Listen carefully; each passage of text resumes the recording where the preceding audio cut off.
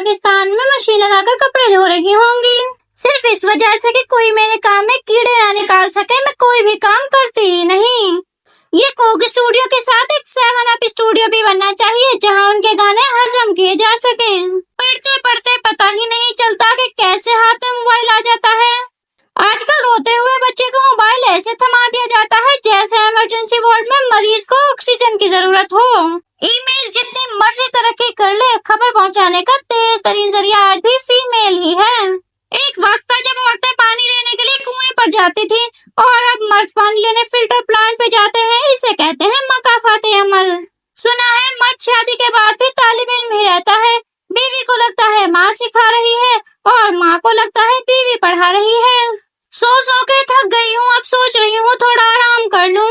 तहकीक से मालूम हुआ है हाथ में फोन हो तो खाना खाने में 1 घंटा लगता है, और अगर आपका फोन किसी और के हाथ में हो तो सिर्फ 2 मिनट लगते हैं।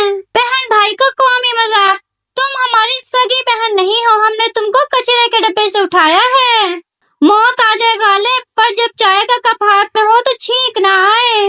मेरी अपनी अम्मी मुझसे बेजार है, सास तो बाल ही नोच लेगी। कल मैंने ग्लास तोड़ा तो अम्मी ने मुझे मारा, आज जब अम्मी ने खुद तोड़ा तब भी मुझे मारा और कहा ये ग्लास तुमने यहाँ क्यों रखा था। बड़े अच्छे लगते हैं ये बिस्तर, ये नींदें, ये खाना और ये फोन। मेरे मरने पे आंसू मत बहाना, ज्यादा याद आए तो ऊपर चले आना। मैं प्यारी थी, प्यारी हूँ और हमेशा रहूंगी। फिक्र तो वो करें जो हर हफ्ते पार्लर जाते हैं। हर उदास शख्स का मसला इश्क नहीं होता। कुछ लोगों से पढ़ाई बिल्कुल भी नहीं हो रही होती। जब भी पढ़ने का सोचती हूँ मेरी सहेली नींद आ जाती है। मेरे दोस्तों को वहम रहता है कि उन्हें नजर लग गई है, जबकि उनकी तरफ तो कोई देखता भी नहीं। इम्तिहान में टॉप एक खुशनसीब बच्चा करता है, लेकिन उसके बदले गालियां लाखों करोड़ों बच्चों को घर में खाना पड़ती हैं। जिंदगी जब मुश्किल वक्त में नाच नचाती है तो ढोलक बजाने वाले आपकी जान पहचान वाले ही होते हैं। जो कहते हैं बहुत ऑनलाइन रहती है, उनको बता दूं रिचार्ज मैं अपने पैसों का करवाती हूँ। वक्त वक्त की बात है, कभी घर पर पड़े रहने वालों को निकम्मा कहा जाता था और अब समझदार कहा जाता है।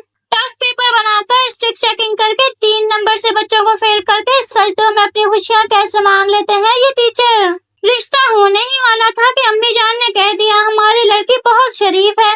फिर क्या, फिर मेरी हंसी निकल गई।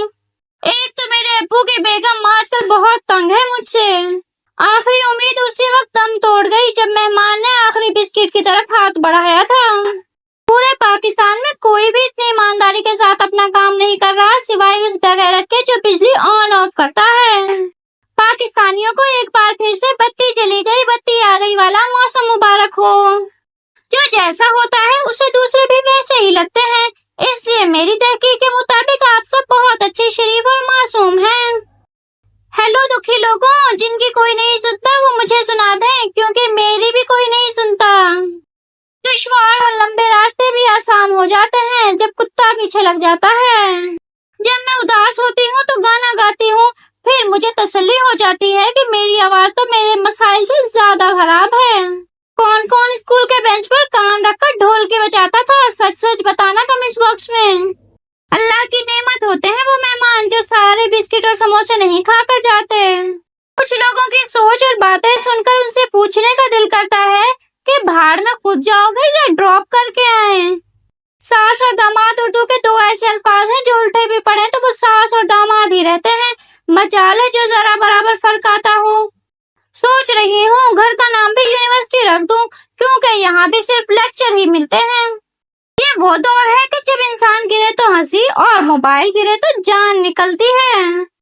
जिंदगी ऐसे कट रही है जैसे आबा और अजदाद ने बहुत बड़ी रियासत छोड़ रखी हो, बस खाओ पियो और सो जाओ। वीडियो को लाइक, चैनल को सब्सक्राइब जरूर कीजिएगा। मिलते हैं एक नई वीडियो के साथ, तब तक के लिए अपना ख्याल रखिए, फ्रेंड्स का ख्याल रखिए और मुझे अपनी दुआ में जरूर याद रखिए। अल्लाह हाफिज।